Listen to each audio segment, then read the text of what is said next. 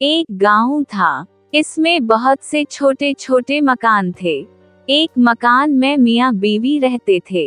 यूं तो दोनों एक दूसरे को बहुत चाहते थे, लेकिन उनमें झगड़ा भी बहुत होता था। मियाँ कहता, बड़ी बी, जरा दरवाजा बंद कर दो। बीवी कहती, वाह, मैं क्यों बंद करूं? तुमने खोला था, तुम ही बंद करो। मियाँ कहता, नहीं, तुमने खोला था।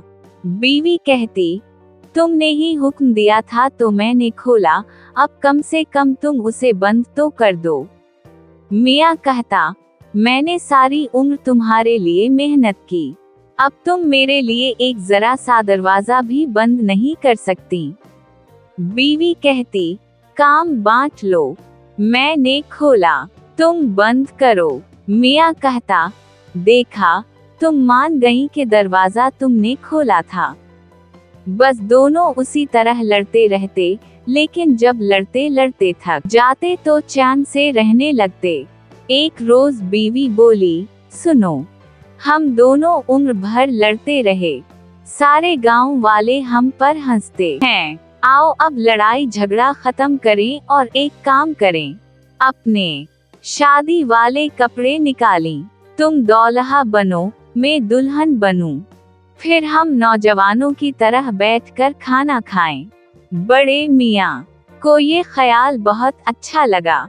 दोनों बनसनवर कर खाने की मेज पर बैठे और एक दूसरे को देखकर मुस्कुराए, मगर अचानक बड़े मियाँ बीवी से बोले, अरे तुम भी अजीब औरत हो, फिर दरवाजा खिला छोड़ दिया।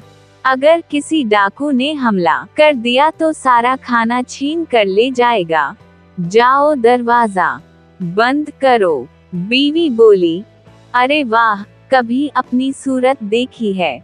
जो बैठे हुक्म चलाते हो, खुद जाओ और दरवाजा बंद करके आओ। मियाँ बोला, तुम देखो अपनी सूरत, चुड़ैल जैसी सूरत है तुम्हारी। ये कहकर बड़े मियाँ ने मेज पर ठोंसा मारा। बीवी ने कहा, होगी, मगर दरवाजा तुम्हें बंद करना पड़ेगा। मियाँ ने कहा, हरगिज़ नहीं। बीवी बोली, हरगिज़ हाँ। अचानक मियाँ को कुछ ख्याल आया। इसका गुस्सा उतर गया और वो बोला, इस तरह हम सारी उम्र तो मैं करते रहेंगे और अपना खून खुद ही जलाते रहेंगे। अब यूं करते हैं कि दोनों चुप हो जाते हैं, चाहे कुछ हो जाए हम नहीं बोलेंगे, और कोई बोला तो उसे उठकर दरवाजा बंद करना पड़ेगा। बड़ी बी मान गईं। दोनों चुप हो गए, सिर्फ उनकी सांसों की आवाज आ रही थी। उनके मुंह में पानी आ रहा था क्योंकि सामने मजेदार खाना रखा था। इतने में दरवाजे पर आकर एक फकीर ने आवाज दी, अल्लाह के नाम पर भूखे फकीर को एक रोटी खिला दूं। घर वालों ने कोई जवाब ना दिया तो फकीर खड़ा इन्हें देखता रहा। फिर इसने हिम्मत से काम लिया और अंदर चला आया। क्या देखता है कि एक मर्द और एक औरत खाने की मेज पर बुत बने बैठे हैं। फकीर ने सोचा कि शायद दोनों बैठे बैठे मर गए। इसने बड़ी बी की नाक दबाई, उनका दम घुटने लगा, मगर वो चुप रहीं। फिर फकीर ने बड़े मियाँ का एक कान खींचा, कान लाल हो गया, मगर बड़े मियाँ ने उफ भी ना की।